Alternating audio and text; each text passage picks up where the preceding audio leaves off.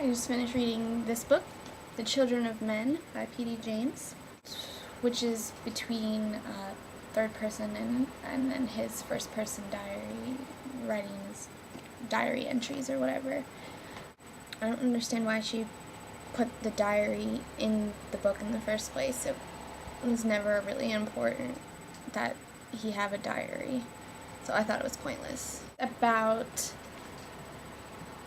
a guy named Theo. In the year's 2021. What makes this so interesting is the fact that there are no more children on Earth. As of 1995, there have been no more children born all over the world. And it's because males have become sterile. And they don't know why.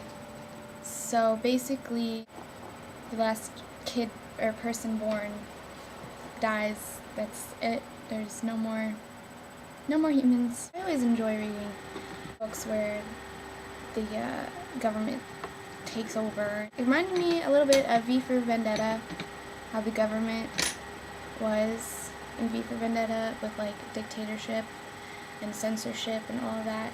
One of the things I thought was pretty interesting was the future, 2021, people kind of lost interest in sex. My first thought was, well, if you didn't have the risk of getting pregnant, wouldn't more people have sex more often or whatever? I guess it makes sense. I mean, that's the point of it, right? To make kids, so if you can't have children, then why?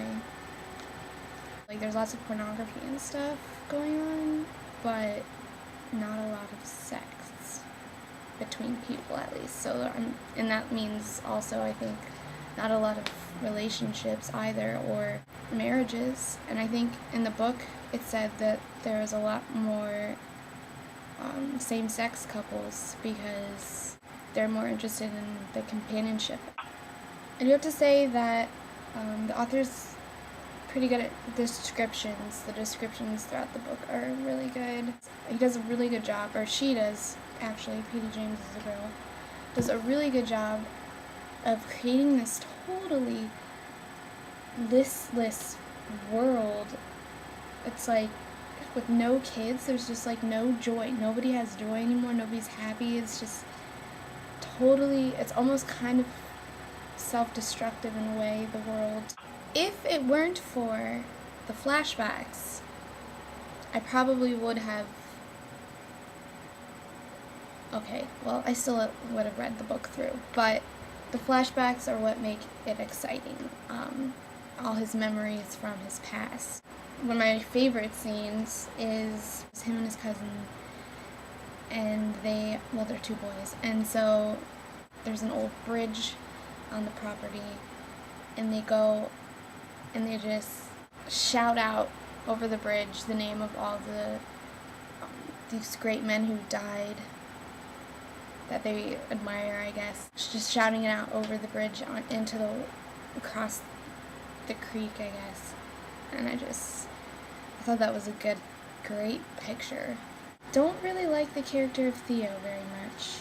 He's kind of selfish, self-indulgent, doesn't care about anything but himself. He doesn't feel any responsibilities for anybody else or anything, really. I have a really hard time relating to him with the character of Theo. I guess because I like taking care of people, or I like helping people, and I like serving others, so his character just is probably the exact opposite of me, I guess, in that respect. He could say no to anybody and feel no remorse whatsoever, whereas I have a hard time saying no. I feel like he has no emotion whatsoever. I find him boring. Theo, the character Theo, he witnesses a quietus, which is, I guess, just a bunch of suicides. Usually older people, they just want to commit suicide, but they don't want to do it alone. So they just get these big groups of elderly, and they go out on a boat into the water and then drown themselves all together. And then, it started out just random acts, and then the government started organizing them. So now it's like every 2 months or something, there'll be a quietus, and a bunch of elderly people will kill themselves by drowning. It's awful, and he witnesses it, and it kind of sickens him, it would sicken me. And that's when he changes. It's kind of interesting how one incident can change a person. So after the first part of the book, the story improves a lot because Theo is thrown into some more situations, and this is when you start to see character development, which is great. Gotta have my character development. I don't want to give anything away, so it's kind of hard to say this, but he finds out a way to save the world, I guess. I found out about a plan to save the world, and so now he starts taking more responsibility because he's in charge. He takes charge of it, and kind of shows himself to be a leader actually when he wants to be, surprisingly enough. I think the main reason why he did was because of a girl, because he fell in love with a woman.